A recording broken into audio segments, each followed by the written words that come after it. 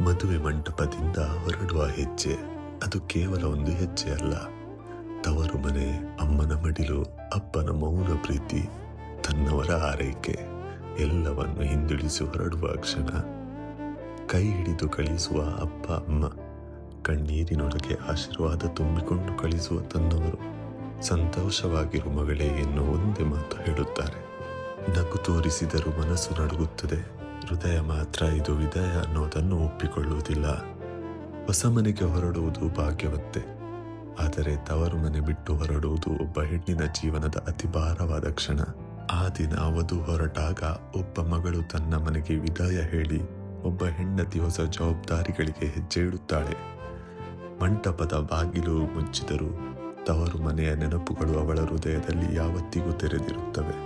ಈ ಹಿಂದೆ ಅವಳು ತವರಿಗೆ ಮಗಳಾಗಿದ್ದಳು, ಇನ್ನು ಮುಂದೆ ಅವಳು ಅತಿಥಿಯಂತೆ ಬಂದು ಹೋಗುವ ಜವಾಬ್ದಾರಿಯುತ ಮಗಳಾಗಿರುತ್ತಾಳೆ. ಒಂದೇ ಮನೆ, ಒಂದೇ ಅಂಗಳ, ಆದರೆ ಅವಳ ಸ್ಥಾನ ಮಾತ್ರ ನಮ್ಮ ಮಗಳು ಎಂದ ಸೊಸೆಯಾಗಿ ಬದಲಾಗುತ್ತದೆ. ಇನ್ನು ಮುಂದೆ ತವರಿಗೆ ಬರುವಾಗಲೂ ದಿನ, ಸಮಯ, ಸಂದರ್ಭಗಳನ್ನೆಲ್ಲ ನೋಡಿಕೊಂಡೇ ಅವಳು ಹೆಜ್ಜೆ ಇಡಬೇಕಾಗುತ್ತದೆ.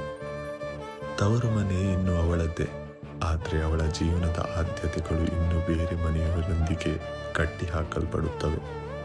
ಅಮ್ಮನ ಮಡಿಲು ಯಾವತ್ತೂ ಅವಳಿಗೆ ಇರಬಹುದು, ಆದರೆ ಅಲ್ಲಿ ಮಲಗುವ ಹಕ್ಕು ಮಾತ್ರ ಕಾಲಕಾಲಕ್ಕೆ ಸೀಮಿತವಾಗುತ್ತದೆ.